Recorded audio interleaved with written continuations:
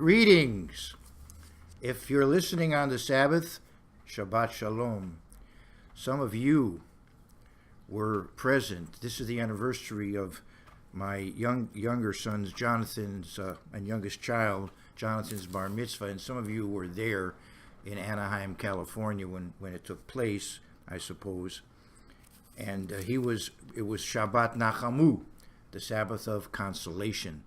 We have had 3 weeks of mourning. Historically, many dire events occurred, and 2 fast days occur, the fast of the 4th month and the fast of the 5th month.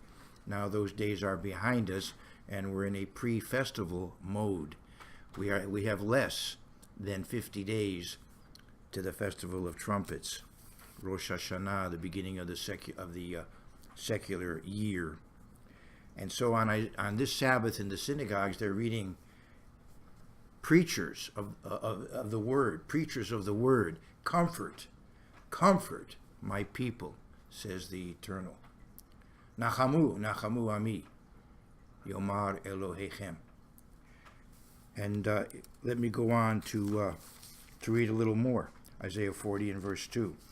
Speak comfort to Jerusalem and cry to her that her warfare is ended, that her iniquity is pardoned, for she has received from the Eternal's hand double for all her sins. Verse 9. O Zion, you who bring good tidings, the gospel, the good news, get up into the high mountains. O Jerusalem, you who bring good tidings, lift up your voice with strength. Lift it up, be not afraid. Say to the cities of Judah, behold your God. Behold, the Lord eternal shall come with a strong hand, and his arm shall rule for him. Behold, his reward is with him, and his work before him. Now this message really comes to a climax after, unfortunately, probably a lot more trouble will occur. This really points to that final message of consolation that will be given from Jerusalem by the 2 witnesses in times yet ahead. One of the very evidences of the existence of a supreme being is inspired prophecies that were fulfilled. Amazing. How could a book predict events centuries ahead of time and the events be fulfilled? In Isaiah 46 and verse 9, Isaiah 46 and verse 9, we're told, Remember the former things of old, for I am God and there is no other. I am God and there is none like me. And in all kinds of ways, right? But here's one way. Verse 10, declaring the end from the beginning, and from ancient times the things that are not yet done, saying, my counsel shall stand, and I will do all my pleasure. So God tells us ahead of time what's going to happen, and then he sees to it that is what happens. Now we know ultimately what's going to happen, and it's wonderful. God has promised us a rule by a divine being who is also the descendant of David. He promises rule by Jesus Christ and the resurrected saints. He promises a Garden of Eden in a way for this world. But that's not what we have now, obviously. Far from it. And so people who read the Bible are, of course, always wanting that time that they see promised would come. And they tend to jump, you might say, jump on events. They look at world events and they kind of jump. And they want to, in a way, force the end, push the end. Because they know that ultimately things are going to be really good on the other end. They know a lot of trouble is coming, but they know that there'll be great blessings on the other end. So the tendency is to want to speed that time. And we've got to be careful about that, because it can lead to unwise decisions. It can lead to irresponsible statements that discredit you as a person or as a minister. It also can lead to people getting in a way in kind of a panic mode and making foolish decisions, or putting things off or speeding things up in their own personal lives, because they're not living as if they had a normal life to live, a full life to live. Of course, nobody knows, but we have to plan for a full life. But some people, because of being preoccupied with prediction addiction, with apocalyptic prophecies, and they're out there, I know, because I'm on internet now. I see that kind of thing, and it can lead, as I said, to, first of all, a lack of credibility, because if you keep predicting the end and it doesn't come, the average person is going to move on. Some people are going to be, I don't know what, they've got some personality flaw where they'll keep listening, even though they know you've been wrong umpteen times, but the average person will then move on and you've been discredited. Or people will believe you, or you'll believe yourself, and you'll make unwise decisions based upon the fact that there's only, a short time, let's say, before everything comes to a head. And so you have to be very responsible. But you can understand why people want the millennium to come. We're supposed to pray every day, your kingdom come. You can understand why we would want it. In Acts 1 and in verse 6, when Jesus Christ ascended, that's what the apostles asked him. Are you going to come back very quick? The answer was obviously no. He hasn't come back yet. And here's what he told them. Let's go to Acts 1 verse 6. I'm calling this talk, I may as well tell you what I'm talking about since I've gone this long with the intro. This talk is called Looking Ahead. What I want to caution you about is that there are a lot of events prophesied in the Bible that must occur before we come to that wonderful age, that wonderful world tomorrow, that awesome age ahead. And we need to be aware of that so we do not let ourselves be misled, or so we do not, in effect, deceive ourselves. We want to act responsibly. We want to act responsibly also in the example that we set for others.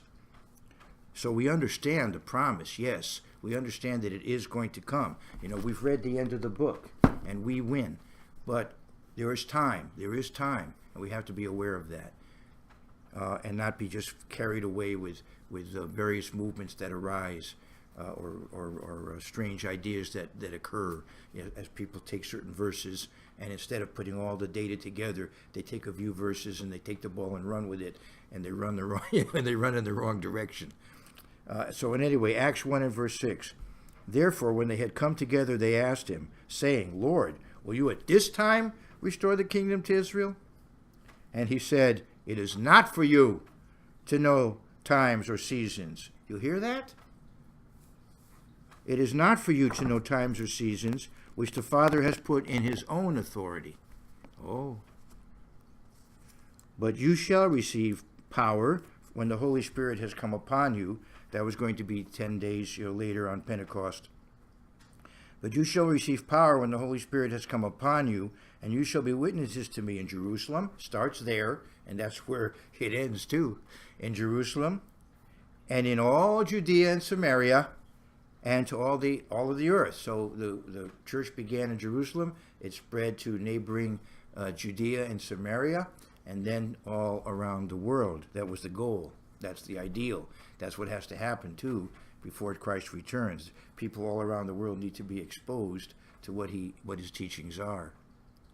And it begins in Jerusalem and then goes to Judea and Samaria. Nowadays, the area of Judea and Samaria are called the West Bank.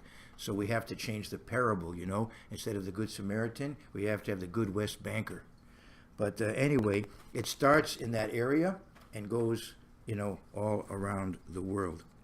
But when Jesus was about to be arrested and put to death, he told his disciples about certain signs that would occur in Matthew 24 before his return. And there are some things that, well, let me put it to you this way. A lot does have to happen. First of all, let's summarize, because I'm going to just give a short, condensed talk today, but the talk is looking ahead. So I want you to be aware of certain events that must occur before everything does come to a head, before the climax, before what we call in Greek the eschaton, before the apocalypse, before those apocalyptic times, before the eschatological times, certain things that must happen. First of all, let's understand, if we study Daniel 2 and then combine it with Revelation 17, because there's an obvious link. If you look at Daniel 7 and combine it with Revelation 13, 13, Daniel 7, Revelation 13. There's an obvious link. Putting it all together, we understand that before the coming of Jesus Christ, there will be a revival of the Roman Empire that has happened periodically in Europe. The last time it happened was under Mussolini, and he was eventually superseded by Hitler. And that was really the last revival of the Roman Empire, was the Axis powers of World War II infamy. But there will be yet another resurrection of the Roman Empire before Jesus Christ returns, and part of that will involve a very different atmosphere in Europe than what we presently see. I was in Matthew 24, and I'll go back there if I have time, but I want to go to 2 Timothy 3. One of the signs that we are near the time of the second coming of Jesus Christ is a great breakdown of morality. But we have to realize that that occurs from time to time in history, that there are cycles, and there are times when things are lax and times that things tighten up. Because for survival, society can just go so far down that road, and then you either have a collapse or you have a tightening of the screws, as it were, tightening of the reins to stabilize society, or else it will go under. But before the coming of Jesus Christ, there is going to come a time of moral decay. Now, it is true that if you study the Bible, you'll see that there could be theoretically a mass repentance, which then leads to God's intervention. That could happen. But as we would say on the street, don't bet on it, unfortunately. Unfortunately, what's going to be is the proverb, it's always darkest before the dawn, that actually times are going to be very severe, unfortunately, before the coming of Jesus Christ, like labor pains. The most intense pain is what a woman feels right before she gives birth, evidently. And the great rabbi who sacrificed himself, he went back to Europe and died in the Holocaust. They told him, don't go back. He went back. He knew trouble was coming, but he wanted to be with his people, and he died there with them, Rabbi Elchanan Wasserman. And he taught that, a flame right before it goes out. There's one last intense flickering of the flame, and then it goes out. And so that's what's going to happen. Before the tribulation period, there's going to be a period of moral decay, as it says in 2 Timothy 3. But know this, that in the last days perilous times will come, for men will be lovers of themselves, lovers of money, boasters, proud, blasphemers. I'm in 2 Timothy 3. The Talmud makes the similar predictions, by the way. Disobedient to parents, unthankful, unholy, unloving, unforgiving, slanderous, without self-control, brutal, despisers of good, traitors, headstrong. You've been reading about those kinds of things lately, haven't you? It's that we're in that climate now, but there are cycles that come and go. We had Elizabethan England, then we had Victorian England. Not that people were saints then, but there was more of a lid on. Versus the Elizabethan time, there was more of a lid on in the Victorian time. Traitors, headstrong, haughty, lovers of pleasure rather than lovers of God, having a form of godliness, but denying its power. And from such people turn away. So we're in a period of that nature now. But you know what's going to happen? There is going to come a time when people are just going to be so disgusted with it that there's going to be a counter move, as it were. And there's going to be, in Europe, there is going to be a religious revival. Now, you see, I'm stepping out on a limb saying these things, but I am a student of Bible prophecy. There's going to be, in Europe, right now Europe is very secular. Right now Europe is neo-pagan. Dr. Samuel Bakayoko, the late great Dr. Samuel Bakayoko, he said that in Europe, you go to church 3 times. When you're hatched, matched, and dispatched. You go to church just 3 times, right? When you're born, when you're married, when you die. In fact, there was a French song about that, and it became very popular in America in the 50s in English. The song was called Jimmy Brown. If you think about that song, Jimmy Brown, it talks about, he's born, they come to church, he's married in church, he dies, they go to the funeral. Evidently it was a French song that was translated into English in the 50s. Well, Europe is secular, but eventually Europe is going to be so disgusted with the way things are going, there's going to be a radical move the other way. It's going to be very scary when it happens. It's not going to be pleasant for religious dissenters when it happens. And how one thing that's going to encourage it is miracles. Obviously, people nowadays, if people can actually, without electronics, without gizmos, can literally do in front of you, live in front of you, miracles that are miracles, you're going to be so impressed. And the miracles that are going to be performed are not going to be to benefit people. They'll just be sensational things. For example, I lived for many years near a beautiful sculpture. It was called bird fountains. It was egrets. It was sculpted by the great sculptor from the UK, David Wynne. And I lived near this egret sculpture. And somebody made a prediction. I don't know who it was. He said, at some point in history, the egrets in the sculpture were going to fly off to Jerusalem. Well, obviously that didn't happen. But what if something like that did happen? What good does it do anybody? But obviously it would create a sensation. Let's go to Deuteronomy, the 13th chapter. And we're warned about that. We're warned that if somebody comes, and even if he can perform sensational things like, I don't know, making a statue get up and walk or something, well, it's not done electronically, that somehow it's happening. So what? If he doesn't teach you to be moral, then forget him. Deuteronomy 13. If there arises among you a prophet or a dreamer of dreams, and he gives you a sign or wonder, and the sign or the wonder comes to pass, of which he spoke to you, saying, let us go serve other gods, let us go after other gods which you have not known, and let us serve them, you shall not listen to the words of that prophet or that dreamer of dreams. For the eternal your God is testing you to know whether you love the eternal your God with all your heart and with all your soul. It's a test. Are you going to let the fact that somebody can do some sensational thing in front of you that you can't explain, are you going to let that shake you? You're going to let that take you away from the Ten Commandments, from the moral code by which you live your life? Hopefully not. You shall walk after the eternal, your God, and fear him, and keep his commandments, and obey his voice. You shall serve him and hold fast to him. That's what you have to do. But that's not what's going to happen for a lot of people, unfortunately, because they don't have a grounding. They don't read Deuteronomy 13. And some of those people are going to be swept away by those miracles when they happen. And of course, when you live in a very unstable environment, a person who can promise you stability is going to be a hero. I want to go to the end of the story now, Revelation 13. And I told you that this ought to be read in connection with Daniel 7, but let's take a look at what's prophesied here. In order to go after the church, and let me talk about that for just a moment. God does have a relationship with his church, and he is going to let his church know ahead of time major events that are going to occur. We see that through the Bible, that those who have a relationship with God are told ahead of time what's going to happen.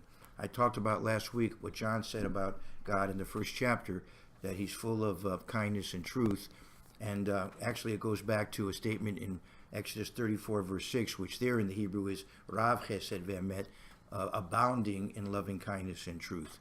So it's not exactly, John decided to use the word which in Greek is translated full, but he seemed to be partial to that term. So that accurately explains it a little better than what I did last week.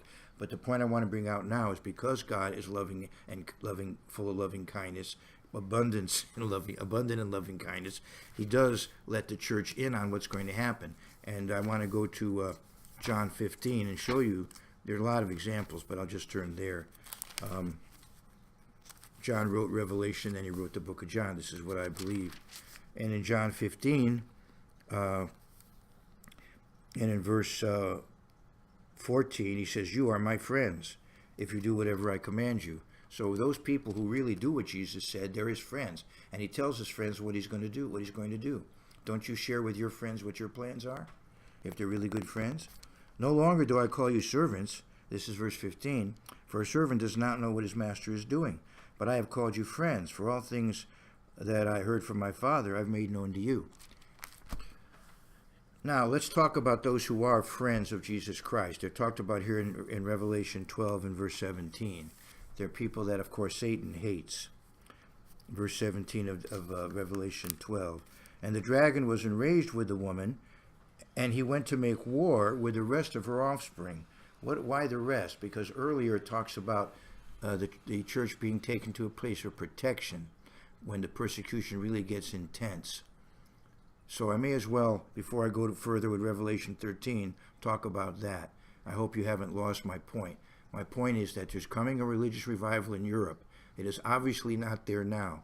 There's coming a miracle worker in Europe. He's not there now. So don't let people mislead you that tomorrow morning you're going to get up and everything's going to be changed. That may be, but not for that reason. But let's go to Revelation 12 and verse 14. We see here that the church is persecuted. And let me explain. Would you persecute God's church now? If you study the Bible carefully and you see what sort of church Jesus Christ established, where is it now? You can barely find it. So there's not much point in persecuting it. It doesn't amount to anything much right now. So what does that mean, ladies and gentlemen who are listening to me? It means that those who practice and believe what Jesus Christ actually taught eventually are going to grow much more numerous and much more influential. And so then they are going to draw persecution, rather intense persecution. That has not yet happened. That must yet happen. Before the second coming of Christ, there must be a revived church of God, which is then persecuted. And then if you go to Revelation 12:14, and that Matthew 24 talks about that. I may not have time to get back there, so I'll give a cursory, reference again to Matthew 24. And now let's press on. But let's go to verse 13. But now when the dragon saw that he had been cast to the earth, he persecuted the woman who gave birth to the male child. Well, of course, talking here about the church, talking here about Christ, if you read the whole chapter. The church is pictured in the Bible as a woman, as the bride of Christ. But earlier it's pictured as the woman that gave birth to Christ, because Christ came to the church of that day. He came to the Jewish people who were the church of that day. But the woman was given 2 wings of a great eagle, that she might fly into the wilderness to her place. So she quickly gets out of there before she gets annihilated, or perhaps put in some kind of concentration camp to suffer. That she might fly into the wilderness to her place, where she is nourished for a time and times and half a time from the presence of the serpent. If you're aware of the Bible, we're talking here about roughly a biblical year. A time is a year of 360 days. So we're talking here about 42 months of 30 days, 3.5 years, basically the tribulation period where the church is supernaturally protected. Now, some people would claim this refers specifically to members of the church who are in Israel.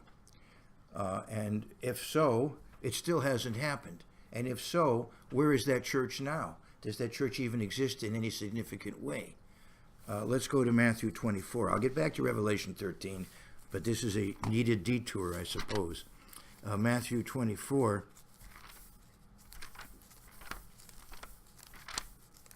And since I'm already in Matthew, because my name is Mark, I was going to read this in Mark, but for efficiency, I'll read it in Matthew.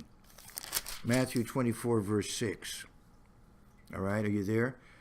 And you will hear of wars and rumors of wars. See that you are not troubled, for all these things must come to pass, but the end is not yet. Now, how many of you out there, if you watch people who preach a lot, are, as soon as any kind of thing happens, right away they're saying the end is near, and they get you all stirred up. But that's not what he says here. Jesus says, and you will hear of wars and rumors of wars. Yes, you will, and we are. And some of us are involved in wars right now. Some of you listening to me, unfortunately, are involved in wars, and I pray for your safety if you're in Afghanistan or wherever you're listening. See that you are not troubled, for all these things must come to pass, but the end is not yet. There are certain things that must occur, and I'm talking about those today, to keep you stable, solid, so that you won't get swept away or get into panic mode for the wrong reason. All right, so I've said that, and, but I'm not finished in Matthew 24. Let's go to Matthew 24 and verse 15. Now, I don't have time to expound on this verse today, but if I did, I'd go to 2 Thessalonians 2. And after that, I would tell you that I really don't know, nor have I found any good explanation from anybody else about how this prophecy will be fulfilled in this century, if it is. It may be fulfilled in a spiritual way, but if it is, it's going to be very clear and obvious to people who are serious students of the Bible. You're not going to need some private newsletter or some special internet site to tell you when this happens. It's going to be a very sensational event. Matthew 24:15. When therefore you see the abomination of desolation spoken of by Daniel the prophet standing in the holy place, whoever reads, let him understand. You see, you've got to be careful. You can't be flippant about this passage and related passages. You've got to be careful how to interpret them. Got to go back to the historical events that Daniel 11 talk about. You've got to go to 2 Thessalonians 2. You've got to put all the information together, and probably you'll come up with the fact that you don't really know how it's going to be fulfilled. But when it gets there, you'll know then. But look what's supposed to happen when that happens. Then those who are in Judea flee to the mountains. So if you live in Israel at that time, get out of there. Get out of there at that time if you live there. Well, who's going to read this passage and believe it? Members of God's church. Where are they now in Israel? So there has to be a major, significant Church of God in Israel for this passage to be fulfilled. Who is he warning? Jews don't read the book of Matthew. The average Israeli doesn't read the book of Matthew. It's not in his Bible. Okay, now I will go to Revelation 13. So a lot has to happen before those events, before things come to a head, as you know. And including Revelation 13, a great power must arise is called here the beast, and the leader of it is called the beast. That's the kind of person that he is. He's a beast. He's predatory. He's really malicious. He poses as a benefactor. Hitler did. Mussolini did. Most dictators do. They pose as benefactors, but they are not. And neither is this beast. And if you read about him, you can go back to Daniel 7, as I said. But then we find that there's another person in verse 11. Okay? So besides a beast, there's a false prophet. Because I said this beast is going to be propped up by a false religious system. Isn't that the way it is? Most dictators are propped up by some religion. They depend upon religion to be a support for them. And if not a religion in modern times, an ideology. There's a certain loyalty to an ideology that's treated as a religion, whether it be Nazism, fascism, communism, or in many cases in history, a supernatural religion is used to buttress the power of the dictator. So here we have, then I saw another beast coming out of the earth, and he had 2 horns like a lamb and spoke like a dragon. And he exercises all. What does it mean he had 2 horns like a lamb?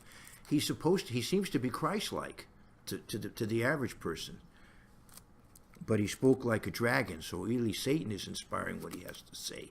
Satan is inspiring what he has to say, even though he seems Christ-like. Many are going to be fooled by that. And the book of Matthew says that he's going to be quite effective in his way he fools people. Even church members could be fooled if they didn't know better.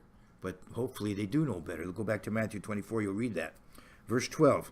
And he exercises all the authority of the first beast in his presence, and causes the earth and those who dwell in it to worship the first beast, whose deadly wound was healed.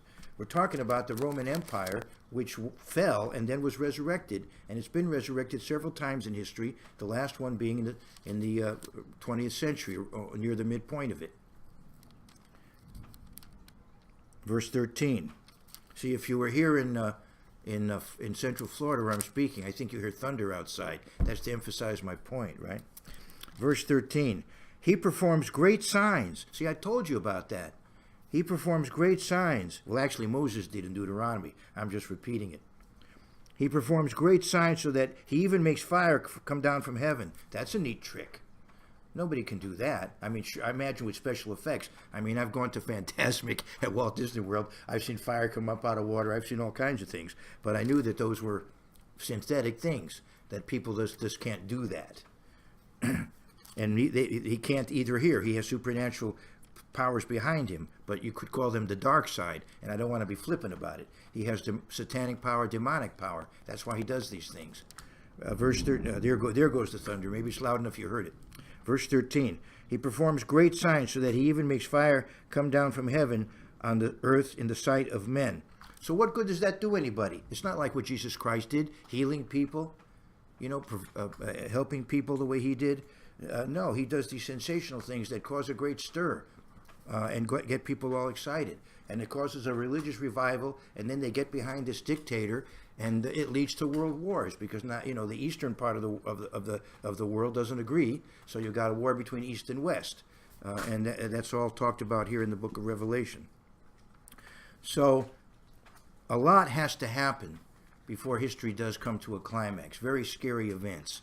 You don't want to necessarily have to be there for that, but you would at least be encouraged knowing that it's going to be short, intense but short. And on the other end, of course, is the good news of what we like to call the awesome age ahead, or the wonderful world tomorrow, the millennium, the messianic age. So please keep studying your Bibles, keep on that straight and narrow path, and don't get swept away by people who are trying to stir you up for one reason or another. They may be sincere, they may be insincere, but whatever they are incorrect if they're telling you things are going to happen very quickly. That is not correct. They are going to happen, but not as quickly as many are telling you. I wish the millennium were soon, and I believe it is relatively soon, but not as soon as some are telling you. I want to finish by going to John 14. In John, the 14th chapter.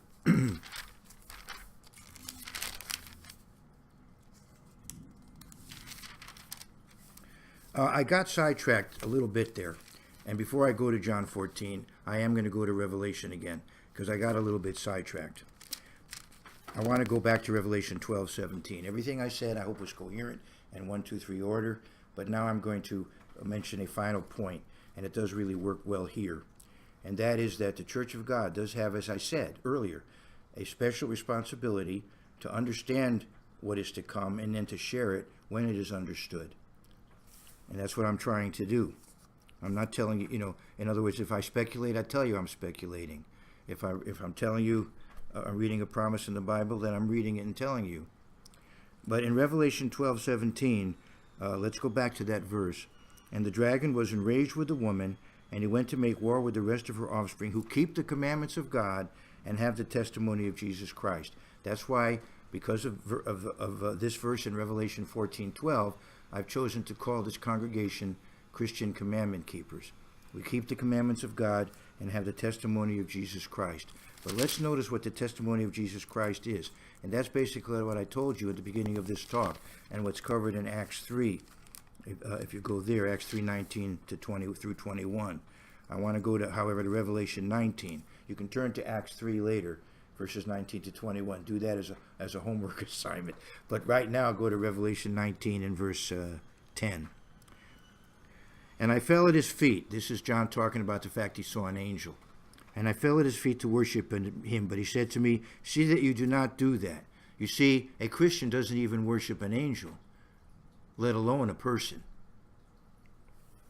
It's like our president, I don't want to get political, but our president often says, in America, we don't worship the government, we worship God. Okay, that's I like that saying. But anyway, Revelation 19:10. And by the way, I'm not registered with any political party. I'm not registered to vote. I've not voted in any official election since I turned old enough to do it. Revelation 19:10. And I fell at his feet to worship him, but he said to me, see that you do not do that. I am your fellow servant and of your brethren who have the testimony of Jesus, who have the testimony of Jesus. And then he says, worship God. Don't worship angels. Don't worship people. Don't worship ideas. Worship God. And then he says, for the testimony of Jesus is the spirit of prophecy. So we keep the commandments of God and have the testimony of Jesus, and the testimony of Jesus is the spirit of prophecy. So the very essence of prophecy is the reality of Jesus Christ in God's plan, the gospel. This is the essence of prophecy. So God's church ought to be therefore aware of it and attuned to it in a proper way. So with that in mind, I go to John 14, and this is the last passage I'm going to go over today. So you can be encouraged about that. John 14, here as Jesus says before his arrest and crucifixion and ultimately his resurrection. Let not your heart be troubled. You believe in God, believe also in me. In my Father's house are many mansions. If it were not so, I would have told you. I go to prepare a place for you. And if I go and prepare a place for you, I will come again. Oh, this is a promise. Jesus promises, I will come again and receive you to myself, that where I am, you may be also. Where is he going to be? The Bible tells us he's going to be in Jerusalem. So we, if we are faithful, will be resurrected saints ruling under him in Jerusalem. And where he is, we will also be there, because the testimony of Jesus is the spirit of prophecy. I really hope this talk has been helpful to you, and we usually conclude by saying all the best to you and yours.